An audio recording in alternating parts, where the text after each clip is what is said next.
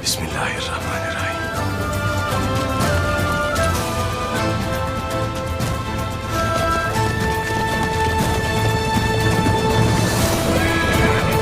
आमीन आमीन।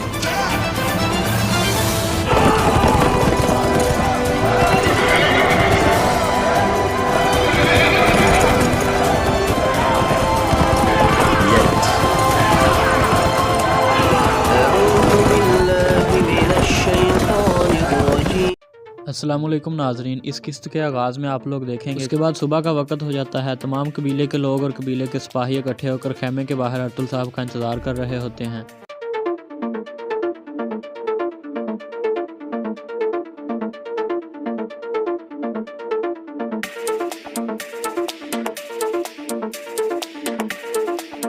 अर्तुल साहब अंदर तैयारी कर रहे होते हैं।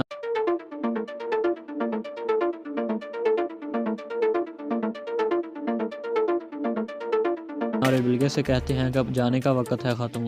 बिलगे कहती है कि आप हमारे बारे में परेशान बिल्कुल भी ना होना, आपका खेमा और आपका कबीला महफूज होगा। अर्तुल साहब कहते हैं कि अब आप यहाँ पर हैं तो इसलिए मैं बिल्कुल भी फ़िक्रमंद नहीं हूँ, मैं बिल्कुल सुकून से जाऊँ।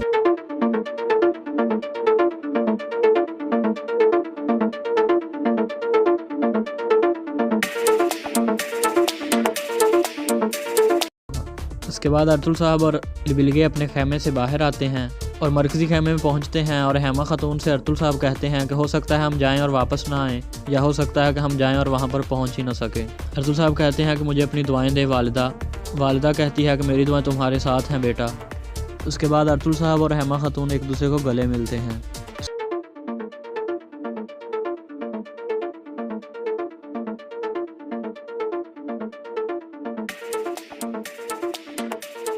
उसके बाद अर्तुल साहब अपने बेटों से बात करते हैं और उन्हें कहते हैं कि तुम इस कबीले के सतून हो, अपनी रवायात पर हमेशा कायम रहना।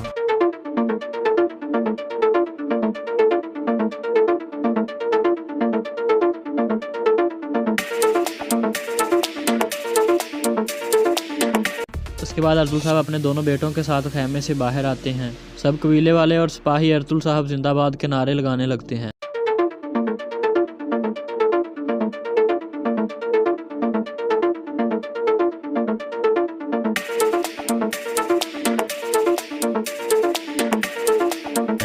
उसके बाद अर्तुल साहब कहते हैं कि हमने बहुत से जालिम और गद्दार लोग देखे हैं, हम किसी भी हद तक जाने को तैयार हैं। ऐसे लोगों को सबक सिखाएंगे और अब एक नया दिन शुरू हो रहा है। ये दिन ना तो हमसे अंधेरे को दूर कर रहा है बल्कि साथ ही साथ नए निज़ाम को भी नाफज करवाएगा। अर्तुल साहब कहते हैं कि अब वो वक्त है जिसका हम सबको इंतज़ार था, अब सब लोग हमें दुआएं दें। उसके बाद अर्तुल साहब अपने लोगों को मुखातब करते हुए कहते हैं कि हम कभी भी पीछे नहीं हटे और ना ही कभी हटेंगे। अब वक्त आ चुका है कि हम मजलूम अनातोलिया के लिए इनकलाब लेकर आएँ। उसके बाद अर्तुल साहब अपनी तलवार निकालते हैं और अल्लाह अकबर का नारा बुलंद करते हैं और लोग भी अल्लाह अकबर के नारे लगाने लगते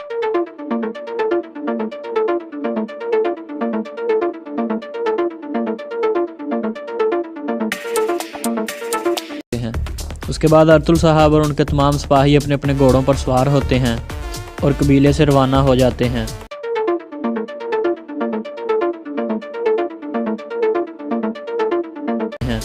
उसके बाद उस्मान मरकज़ी खेमे में जाता है और कहता है कि मैं इस ज़मीन को ज़ालिमों के लिए जहन्नम बना दूंगा। उसके बाद दूसरा मंजर दिखाया जाता है। अर्तुल साहब जा रहे होते हैं। इसी दौरान अर्तुल साहब दिल में इस्लाम और मुसलमानों की सलामती के लिए दुआ मांग रहे होते हैं और कह रहे होते हैं कि मुसलमानों को ज़ालिमों से छुड़वाने में हमें वसीला बना है। उसके बाद एक शायर अपना कलाम पेश करता है जिसे सुनकर सब लोग लुत्फ़ अंदोज़ हो रहे होते हैं।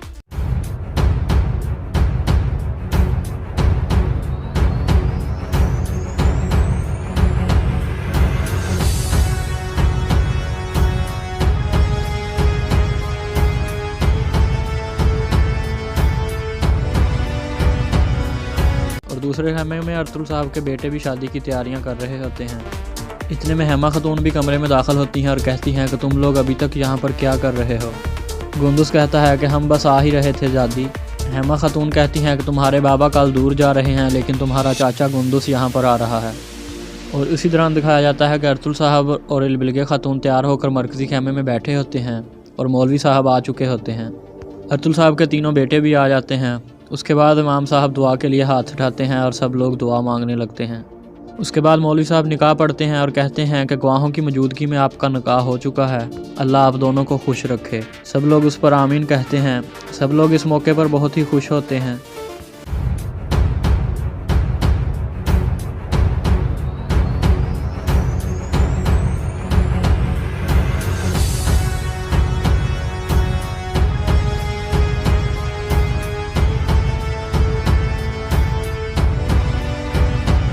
اس کے بعد آخر میں دوبارہ دعا کے لیے ہاتھ اٹھائے جاتے ہیں۔ اور ناظرین، یہاں پر اس قسط کا اختتام ہو جاتا ہے۔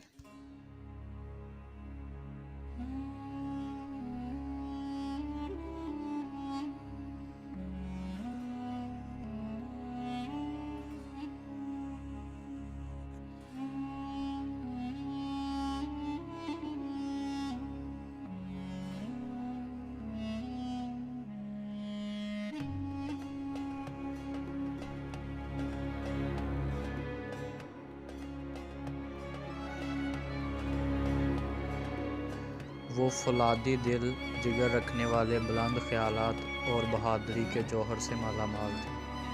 اس کے ساتھ ساتھ انتہائی رحم دل اور مہربان بھی تھے۔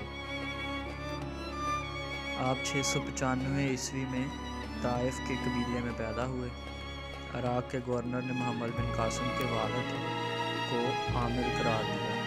محمد بن قاسم کے والد ان کے بچپن میں ہی فوت ہو گئے تھے، جس وجہ سے انہوں نے کافی مشکلات کا سامنا کیا۔ والد کی وفات کے بعد جب ان کی عمر 5 سال ہوئی تو حجاج بن یوسف نے ان کی ذہانت کو دیکھ کر اس دور کے مطابق ایک اسکول میں داخل کروا دیا۔ یہاں سے انہوں نے بہت کچھ سیکھا، تعلیم آوری کی حاصل کی۔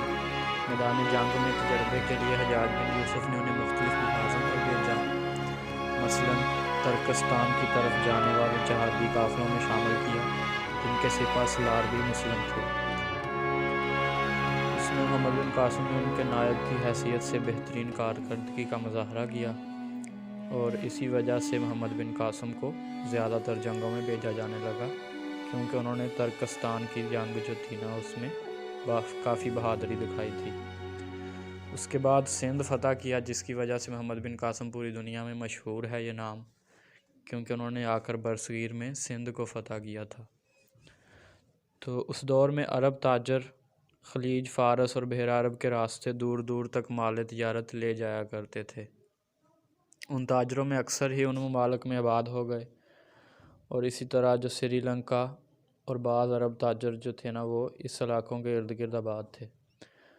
تو ان میں سے ایک تاجروں کا جہاز جو تھا وہ واپس جا رہا تھا، ان کے پاس کافی قیمتی ساز و سامان تھا۔ تو جب یہ جہاز دیبل کے قریب پہنچا تو سندھ کے حاکم راجہ داہر نے ان سپاہیوں نے جہاز لوٹ لیا اور عرب عورتوں اور بچوں کو گرفتار کر لیا۔ تو یہ خبر جب وہاں پر پہنچی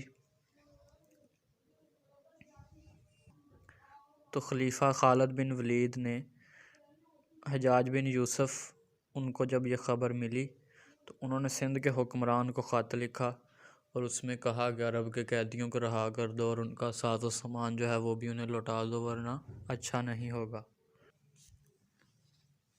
لیکن اس نے ان کی کوئی خط کا کوئی خاص جواب نہیں دیا اور کہا کہ یہ کام سمندری ڈاکوؤں کا ہے اور میں اس معاملے میں بے بس ہوں۔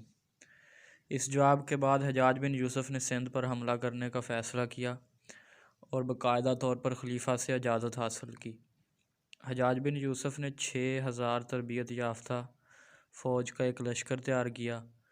ان کے پاس تیز رفتار گھوڑے تھے اور دستے تھے، منجنیقیں تھیں، تاکہ وہ جنگ لڑیں اور جیت سکیں اور اپنے ساتھیوں کو یہاں سے چھڑوا سکیں۔ تو وہاں سے وہ 500 سپاہی حرکت دیتے تھے اور محمد بن قاسم اس فوج کے ساتھ ساحل کو پار کیا اور ارمن بیلا کو فتح کرتے ہوئے دیبل پہنچ گئے، جہاں پر ان کے جہازوں کو اس نے قبضہ کیا تھا۔ تو دیبل میں راجہ داہر کی فوج مسلمانوں کے فوجی لشکر کو دیکھ کر قلعہ بند ہو گئی۔ منجنیقیں جو تھیں وہ پھر وہاں پر استعمال کیں۔ اس وقت دنیا میں منجنیقیں کم تھیں، صرف مسلمان جو تھے ان کے پاس ہوتی تھیں، کیونکہ مسلمان اس وقت عروج پر تھے، تو ان کے پاس لیٹسٹ جو اسلحہ وغیرہ ہوتا تھا وہ ہوتا تھا، تو منجنیقیں تھیں ان کے پاس، تو محمد بن قاسم کا مقصد راجہ داہر سے لڑنا نہیں تھا بلکہ اسے مطیع بنانا تھا۔ انہوں نے راجہ داہر کے پاس ارور میں ایک وفد بھیجا اور کہا کہ ہمارے ساتھ آمادہ ہو جائیں، لیکن راجہ نے جواب دیا کہ اس کا فیصلہ تلوار کرے گی۔ اس کے بعد راجہ داہر وہاں سے محمد بن قاسم کے ساتھ مقابلے کے لیے فوج لے کر روانہ ہوا۔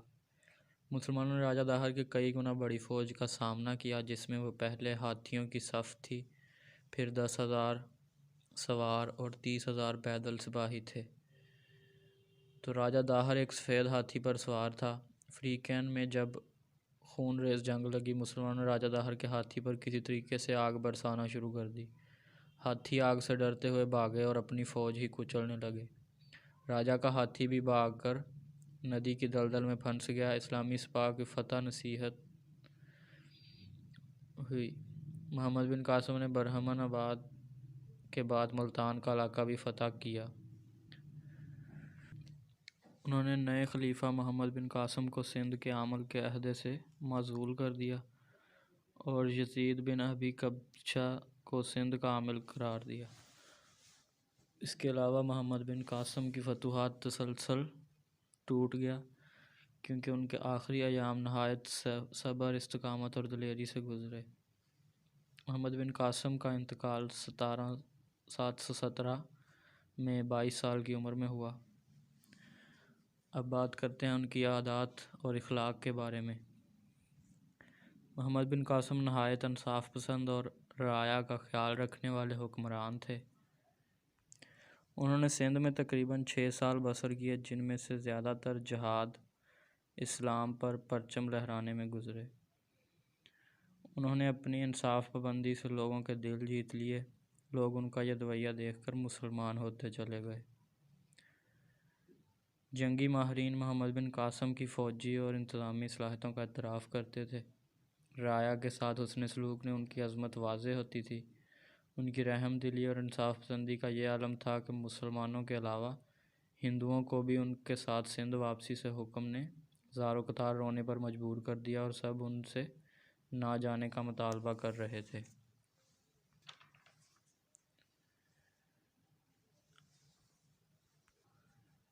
اب بات کرتے ہیں ہم دوسرے مسلمانوں کے ایک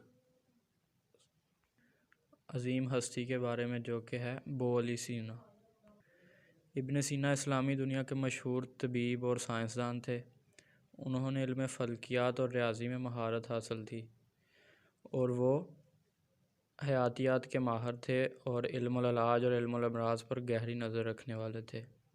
وہ اگست 980 میں بخارا کے شہر گاؤں اخشنا میں پیدا ہوئے۔ آپ کا نام حسین اور والد کا نام عبداللہ۔ سینا آباء و اجداد میں سے کسی کا نام نہ تھا جو ان کا نام کا حصہ بن گیا، اور اہل مغرب میں انہیں ایوے سینا کے نام سے مشہور ہیں۔ ابن سینا نے تعلیم کے حصول کے بعد 1001 میں اپنے ماموں کے پاس گئے اور وہاں سے ان کے ملاقات علماء و فضلاء سے ہوئی، جن میں البیرونی، ابو سعید اور ابو الخیر بھی شامل تھے۔ انہوں نے علمی فائدہ اٹھایا اور پھر چند سال بعد وہ بیماروں کا علاج کرنے لگے۔ انہیں قید، جلا وطنی، روپوشی کے مراحل سے بھی گزرنا پڑا، لیکن اس کے باوجود انہوں نے کبھی اپنی علمی تحقیق نہ روکی، ہمیشہ پڑھتے رہے اور محنت کرتے رہے۔ اس کے بعد ان کا کام یہ تھا کہ 21 سال کی عمر میں انہوں نے پہلی تصنیف منظر عام پر آئی، جسے مرتے دم تک یہ سلسلہ جاری رہا۔ ہر موضوع پر ان کی کتابوں کی تعداد 100 سے زیادہ ہے اور بہت ہی مشہور اور معروف کتابیں ہیں، لیکن یہاں پر چند مشہور کتابوں کے نام بتاتا ہوں کہ کتاب المجموعہ، کتاب الحاصل، کتاب الشفاء، کتاب القانون، کتاب النجات، یہ ان کی مشہور کتابیں ہیں جو کہ طب میں ہیں۔ اس کے علاوہ 21-20 جلدوں میں بھی شائع ہوئی ہیں بہت ساری کتابیں۔ اس کے علاوہ انہوں نے کیمیا پر مشاہداتی اور تجرباتی خیالات و نظریات بیان کیے۔ علم ریاضی اور علم حیاتیات یعنی بیالوجی میں گہری تحقیقی مضامین بھی شامل کیے۔ اسی طرح ان کی دریافتیں بہت اہم ہیں۔ حرکت، قوت، خلا، روشنی اور حرارت، ان مضامین میں بھی انہوں نے گہری تحقیق کی تھی اور دنیا کے سامنے ایک نیا نظریہ پیش کیا تھا جسے تمام ماہرین نے اور سائنس نے تسلیم کیا تھا۔ تو بولی سینا کی زندگی ہمارے لیے شوق علم اور مستقل مساجی کی ایک مثال ہے اور ایک روشن سبق ہے۔ ابن سینا بہت عمدہ اخلاق عادات کے مالک تھے اور شریعت کے پابند تھے۔ وہ مستقل مزاج اور جفاکش تھے، سنجیدہ اور بامروت ہونے کے ساتھ ساتھ مضبوط ارادے کے مالک تھے، اور قناعت پسندی ان کی شخصیت میں شامل تھی۔ اسی طرح بادشاہوں کی صحبت کے باوجود انہوں نے اپنی عادتیں کبھی بھی نہ بدلیں۔ عیش و عشرت کے دلدلہ نہ تھے، کبھی کسی کی خوشامد نہ کی، بلکہ ہمیشہ وقار کو محفوظ رکھا اور اپنی علمی اور تحقیقی کام کو جاری رکھا۔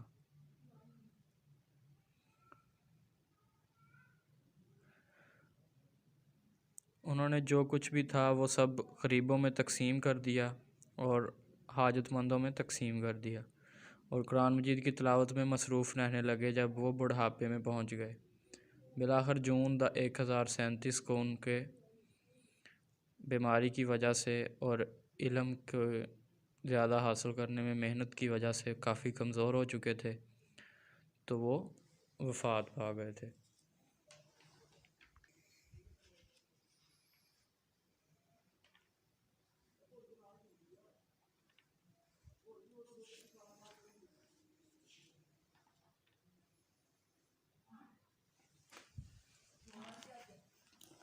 اب ہم بات کرنے جا رہے ہیں محمد بن قاسم کے بارے میں۔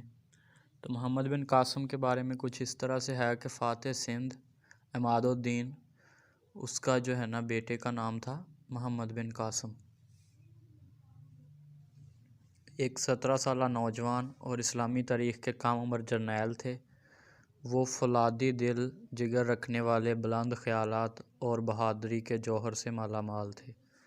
اس کے ساتھ ساتھ انتہائی رحم دل اور مہربان بھی تھے۔ آپ 695 میں طائف کے قبیلے میں پیدا ہوئے۔ عراق کے گورنر نے محمد بن قاسم کے والد کو عامل قرار دیا۔ محمد بن قاسم کے والد ان کے بچپن میں ہی فوت ہو گئے تھے، جس وجہ سے انہوں نے کافی مشکلات کا سامنا کیا۔ والد کی وفات کے بعد جب ان کی عمر 5 سال ہوئی تو حجاج بن یوسف نے ان کی ذہانت کو دیکھ کر اس دور کے مطابق ایک اسکول میں داخل کروا دیا، جہاں سے انہوں نے بہت کچھ سیکھا، تعلیم آوری کی حاصل کی۔ میدان جنگ میں تجربے کے لیے حجاج بن یوسف نے انہیں مختلف محاذوں پر بھیجا، مثلاً ترکستان کی طرف جانے والے جہادی قافلوں میں شامل کیا، جن کے سپہ سالار بھی مسلم تھے۔ اس میں محمد بن قاسم نے ان کے نائب کی حیثیت سے بہترین کارکردگی کا مظاہرہ کیا، اور اسی وجہ سے محمد بن قاسم کو زیادہ تر جنگوں میں بھیجا جانے لگا، کیونکہ انہوں نے ترکستان کی جنگ جو تھی نا اس میں کافی بہادری دکھائی تھی۔ اس کے بعد سندھ فتح کیا، جس کی وجہ سے محمد بن قاسم پوری دنیا میں مشہور ہے یہ نام، کیونکہ انہوں نے آ کر برصغیر میں سندھ کو فتح کیا تھا۔ تو اس دور میں عرب تاجر خلیج فارس اور بحر عرب کے راستے دور دور تک مال تجارت لے جایا کرتے تھے۔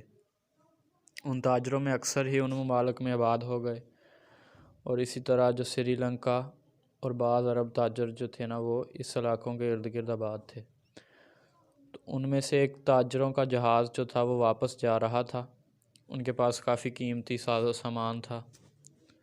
تو جب یہ جہاز دیبل کے قریب پہنچا تو سندھ کے حاکم راجہ داہر نے ان سپاہیوں نے جہاز لوٹ لیا اور عرب عورتوں اور بچوں کو گرفتار کر لیا۔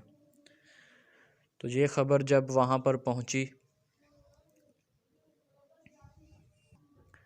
تو خلیفہ خالد بن ولید نے حجاج بن یوسف ان کو جب یہ خبر ملی تو انہوں نے سندھ کے حکمران کو خط لکھا اور اس میں کہا کہ عرب کے قیدیوں کو رہا کر دو اور ان کا ساز و سامان جو ہے وہ بھی انہیں لوٹا دو ورنہ اچھا نہیں ہوگا۔ لیکن اس نے ان کی کوئی خط کا کوئی خاص جواب نہیں دیا اور کہا کہ یہ کام سمندری ڈاکوؤں کا ہے اور میں اس معاملے میں بے بس ہوں۔ اس جواب کے بعد حجاج بن یوسف نے سندھ پر حملہ کرنے کا فیصلہ کیا اور باقاعدہ طور پر خلیفہ سے اجازت حاصل کی۔ حجاج بن یوسف نے 6000 تربیت یافتہ فوج کا ایک لشکر تیار کیا۔ ان کے پاس تیز رفتار گھوڑے تھے اور دستے تھے، منجنیقیں تھیں، تاکہ وہ جنگ لڑیں اور جیت سکیں اور اپنے ساتھیوں کو یہاں سے چھڑوا سکیں۔ تو وہاں سے وہ 500 سپاہی حرکت دیتے تھے اور محمد بن قاسم اس فوج کے ساتھ ساحل کو پار کیا اور ارمن بیلا کو فتح کرتے ہوئے دیبل پہنچ گئے، جہاں پر ان کے جہازوں کو اس نے قبضہ کیا تھا۔ تو دیبل میں راجہ داہر کی فوج مسلمانوں کے فوجی لشکر کو دیکھ کر قلعہ بند ہو گئی۔ منجنیقیں جو تھیں وہ پھر وہاں پر استعمال کیں۔ اس وقت دنیا میں منجنیقیں کم تھیں، صرف مسلمان جو تھے ان کے پاس ہوتی تھیں، کیونکہ مسلمان اس وقت عروج پر تھے، تو ان کے پاس لیٹسٹ جو اسلحہ وغیرہ ہوتا تھا وہ ہوتا تھا، تو منجنیقیں تھیں ان کے پاس۔ تو محمد بن قاسم کا مقصد راجہ داہر سے لڑنا نہیں تھا بلکہ اسے مطیع بنانا تھا۔ انہوں نے راجہ داہر کے پاس ارور میں ایک وفد بھیجا اور کہا کہ ہمارے ساتھ آمادہ ہو جائیں، لیکن راجہ نے جواب دیا کہ اس کا فیصلہ تلوار کرے گی۔ اس کے بعد راجہ داہر وہاں سے محمد بن قاسم کے ساتھ مقابلے کے لیے فوج لے کر روانہ ہوا۔ مسلمانوں نے راجہ داہر کی کئی گنا بڑی فوج کا سامنا کیا، جس میں وہ پہلے ہاتھیوں کی صف تھی، پھر 10,000 سوار اور 30,000 پیدل سپاہی تھے۔ تو راجہ داہر ایک سفید ہاتھی پر سوار تھا۔ فریقین میں جب خون ریز جنگ لگی، مسلمانوں نے راجہ داہر کے ہاتھی پر کسی طریقے سے آگ برسانا شروع کر دی۔ ہاتھی آگ سے ڈرتے ہوئے بھاگے اور اپنی فوج ہی کچلنے لگے۔ راجہ کا ہاتھی بھی بھاگ کر ندی کی دلدل میں پھنس گیا۔ اسلامی سپاہ کی فتح نصیحت ہوئی۔ محمد بن قاسم نے برہمن آباد کے بعد ملتان کا علاقہ بھی فتح کیا۔ انہوں نے نئے خلیفہ محمد بن قاسم کو سندھ کے عامل کے عہدے سے معزول کر دیا اور یزید بن ابی قبشہ کو سندھ کا عامل قرار دیا۔ اس کے علاوہ محمد بن قاسم کی فتوحات تسلسل ٹوٹ گیا، کیونکہ ان کے آخری ایام نہایت صبر، استقامت اور دلیری سے گزرے۔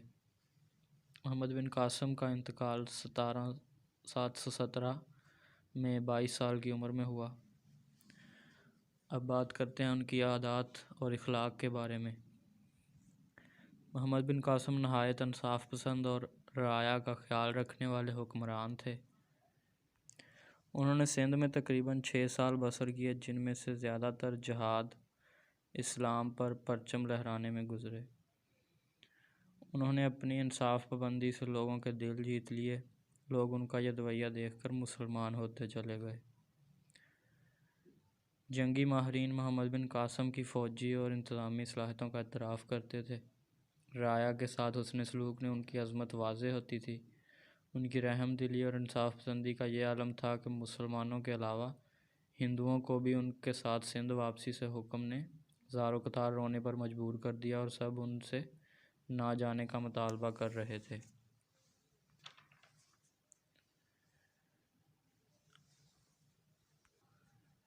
اب بات کرتے ہیں ہم دوسرے مسلمانوں کے ایک عظیم ہستی کے بارے میں، جو کہ ہے ابو علی سینا۔ ابن سینا اسلامی دنیا کے مشہور طبیب اور سائنسدان تھے۔ انہوں نے علم فلکیات اور ریاضی میں مہارت حاصل تھی اور وہ حیاتیات کے ماہر تھے اور علم العلاج اور علم الامراض پر گہری نظر رکھنے والے تھے۔ وہ اگست 980 میں بخارا کے شہر گاؤں اخشنا میں پیدا ہوئے۔ آپ کا نام حسین اور والد کا نام عبداللہ۔ سینا آباء و اجداد میں سے کسی کا نام نہ تھا جو ان کے نام کا حصہ بن گیا، اور اہل مغرب میں انہیں ایویسینا کے نام سے مشہور ہیں۔ ابن سینا نے تعلیم کے حصول کے بعد 1001 میں اپنے ماموں کے پاس گئے اور وہاں سے ان کے ملاقات علماء و فضلاء سے ہوئی، جن میں البیرونی، ابو سعید اور ابو الخیر بھی شامل تھے۔ انہوں نے علمی فائدہ اٹھایا اور پھر چند سال بعد وہ بیماروں کا علاج کرنے لگے۔ انہیں قید، جلا وطنی، روپوشی کے مراحل سے بھی گزرنا پڑا، لیکن اس کے باوجود انہوں نے کبھی اپنی علمی تحقیق نہ روکی، ہمیشہ پڑھتے رہے اور محنت کرتے رہے۔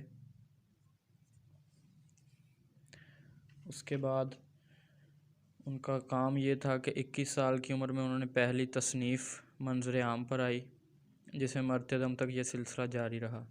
ہر موضوع پر ان کی کتابوں کی تعداد 100 سے زیادہ ہے اور بہت ہی مشہور اور معروف کتابیں ہیں، لیکن یہاں پر چند مشہور کتابوں کے نام بتاتا ہوں کہ کتاب المجموعہ، کتاب الحاصل، کتاب الشفاء، کتاب القانون، کتاب النجات، یہ ان کی مشہور کتابیں ہیں جو کہ طب میں ہیں۔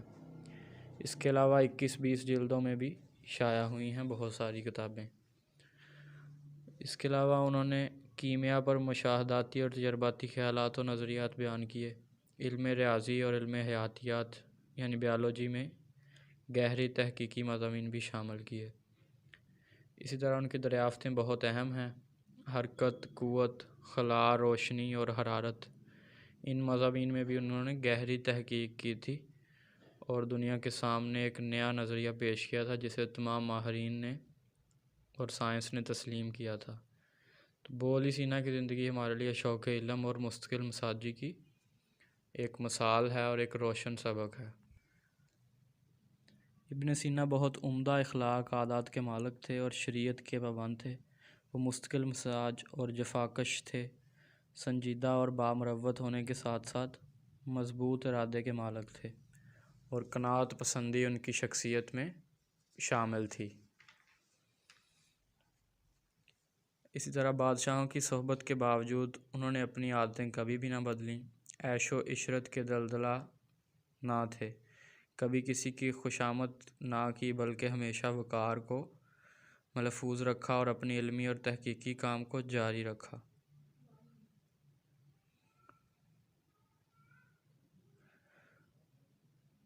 انہوں نے جو کچھ بھی تھا وہ سب غریبوں میں تقسیم کر دیا اور حاجت مندوں میں تقسیم کر دیا، اور قرآن مجید کی تلاوت میں مصروف رہنے لگے جب وہ بڑھاپے میں پہنچ گئے۔ بالآخر جون 1037 کو ان کے بیماری کی وجہ سے اور علم کو زیادہ حاصل کرنے میں محنت کی وجہ سے کافی کمزور ہو چکے تھے، تو وہ وفات پا گئے تھے۔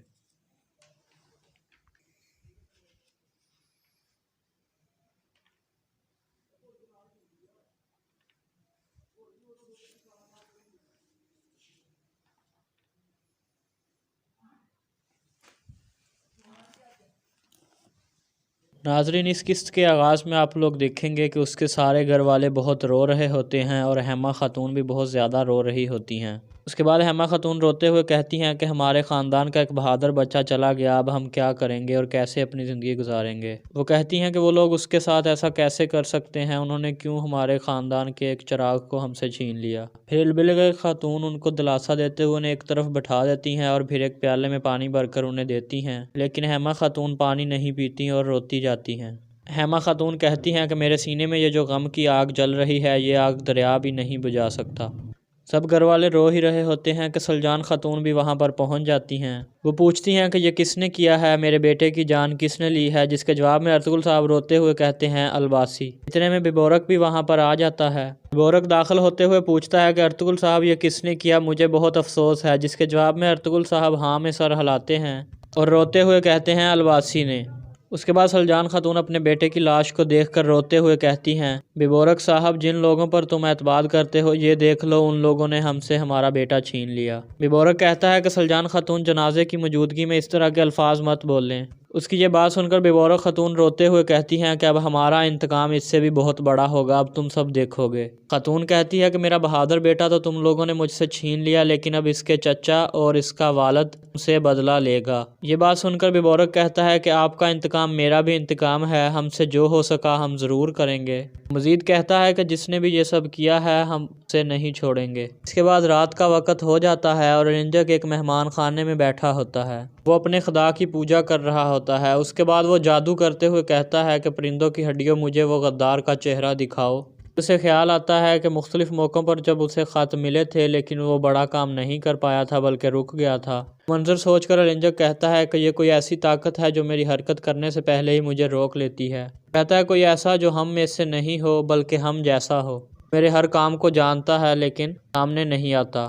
دوسری طرف کائی قبیلے کے خیمے میں مولانا صاحب قرآن پاک کی تلاوت کر رہے ہوتے ہیں اور سلمان کا جنازے پر اس کی ٹوپی اور اس کی تلوار رکھ کر اسے تیار کر کے بیٹھے ہوتے ہیں۔ سب غور سے قرآن پاک کی تلاوت سنتے ہیں۔ تلاوت ختم کرنے کے بعد مولانا صاحب کہتے ہیں کہ میں نے سورۃ البقرہ کی تلاوت کر دی ہے، اس میں شہیدوں کے لیے بہت زیادہ رتبہ ہے۔ اس کے بعد مولانا صاحب کہتے ہیں کہ جو لوگ اللہ کی راہ میں شہید ہوتے ہیں وہ شہید نہیں بلکہ زندہ ہوتے ہیں، جو کہ بہت بڑا رتبہ ہے۔ مولانا صاحب کہتے ہیں کہ انہیں مردہ مت کہو بلکہ وہ زندہ ہیں۔ اس کے بعد مولانا صاحب کہتے ہیں کہ صبر کرنے والوں کو خوشخبری سنا دو۔ اس کے بعد مولانا صاحب دعا کے لیے ہاتھ اٹھا لیتے ہیں، وہ اللہ سے رحم اور مدد کے لیے بہت ساری دعائیں کرتے ہیں۔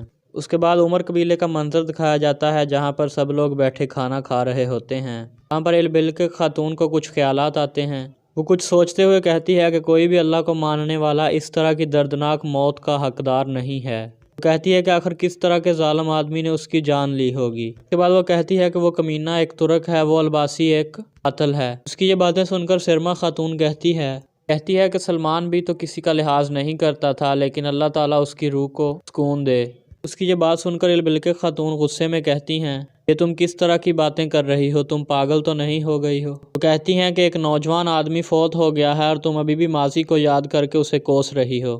ان دونوں کی باتیں سن کر بیبورق کہتا ہے کہ بس کرو، مجھے میرا کھانا سکون سے کھانے دو۔ اس کے بعد البلک خاتون اپنے بھائی سے پوچھتی ہیں کہ یہ الباسی آخر ہے کون؟ وہ آخر کیسے ہماری زمینوں میں اس طرح گھوم سکتا ہے اور کسی کو بھی سرعام قتل کر سکتا ہے؟ یہ بات سن کر بیبورق کہتا ہے کہ چونکہ سردار اس وقت ارطغرل ہے تو الباسی کو بھی اسے ہی ڈھونڈنا چاہیے۔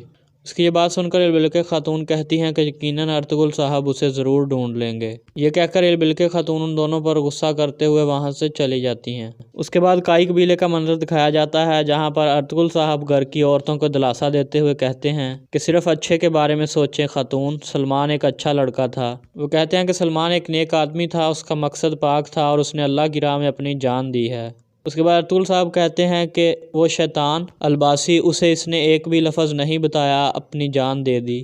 اس کے بعد ارطغرل صاحب معذرت کرتے ہوئے کہتے ہیں کہ میں سلمان کی حفاظت نہیں کر سکا، مجھے معاف کر دیں، لیکن میں اس کا بدلہ ضرور لوں گا۔ اس کے بعد سلجان خاتون کہتی ہیں کہ اس میں آپ کا کوئی قصور نہیں ہے، یہاں پر بھی اور آخرت میں بھی میری دعائیں آپ لوگوں کے ساتھ ہیں۔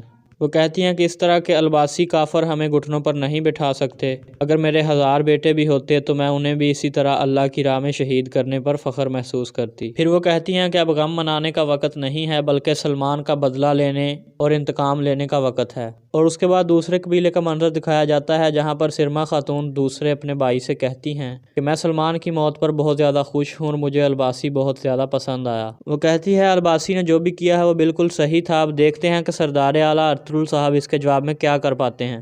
اس کے بعد وہ کہتی ہے کہ مجھے خوشی ہے کہ ارطغرل اپنے ہی بھتیجے کی جان نہیں بچا سکا، وہ اس بات سے شرم سے مر سکتا ہے، اور وہ سلجان خاتون اس کی ماں بھی اسی چیز کی حقدار تھی۔ اس کے بعد بیبورق کہتا ہے کہ مجھے بھی خوشی ہے کہ اب ارطغرل کی کوئی بھی عزت نہیں کرے گا، لوگ اسے ایک ایسا سردار اعلیٰ کہیں گے جو اپنے ہی خاندان کی حفاظت نہیں کر سکتا تو اپنے قبیلے کی حفاظت کیسے کرے گا۔ اس کے بعد سرما کہتی ہے کہ مجھے لگتا ہے کہ الباسی ارطغرل کو اور نقصان پہنچانا چاہتا ہے۔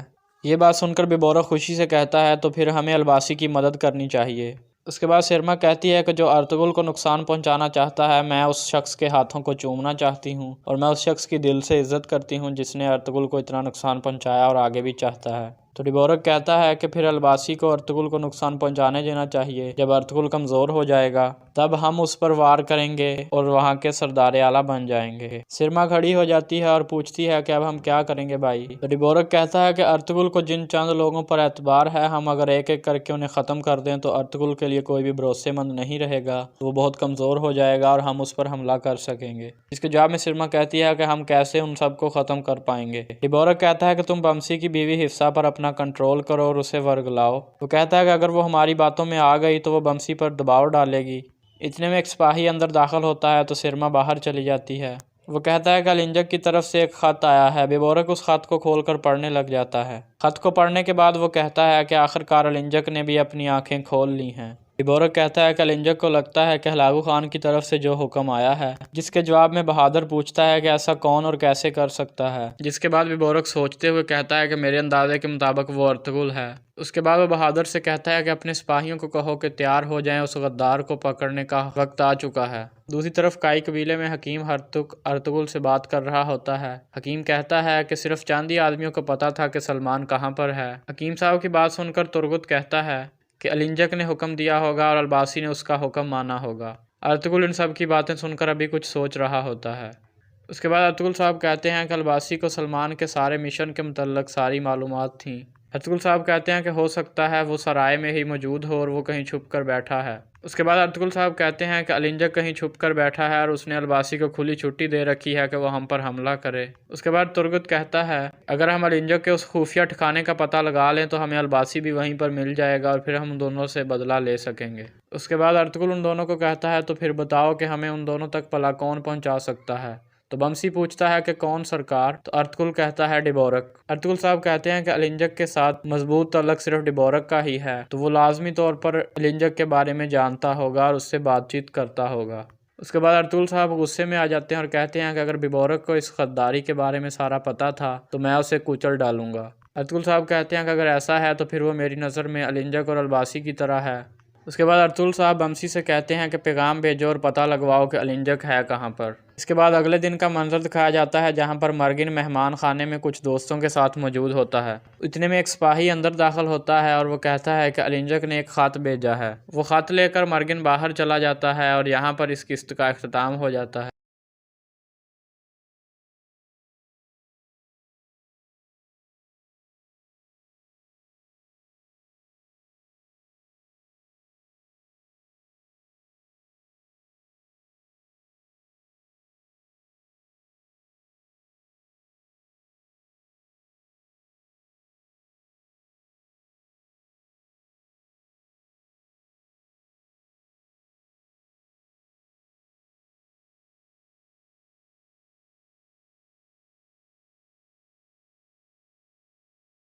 ناظرین، اس قسط کے آغاز میں آپ لوگ دیکھیں گے کہ ارطغرل اور اس کے ساتھی جلدی سے غار کے اندر داخل ہوتے ہیں۔ وہ دیکھتے ہیں کہ دنگھورت اور اس کے ساتھی وہاں سے جا چکے ہوتے ہیں۔ وہ جاتے ہوئے سلمان کو شہید کر جاتے ہیں اور سلمان کی لاش وہاں پر پڑی ہوتی ہے۔ یہ سب منظر دیکھ کر ارطغرل صاحب رونے لگ جاتے ہیں۔ پھر ارطغرل صاحب روتے ہوئے کہتے ہیں کہ سلمان نے ہماری خاطر اپنی جان دے دی ہے، تو اب ہمارا بھی فرض بنتا ہے کہ ہم اس کا بدلہ لیں۔ اس کے بعد ناظرین عمر قبیلے کا منظر دکھایا جاتا ہے جہاں پر النجک گلداروں سے کہہ رہا ہوتا ہے کہ تم اپنی لاکھ کوششوں کے باوجود اس کا منہ نہیں کھلوا سکے اور اس سے نہیں پوچھ سکے کہ اس نے وہ خط آخر کس کو دیا ہے۔ وہ اسے کہتا ہے کہ سوغت نے تمہیں بلا دیا ہے۔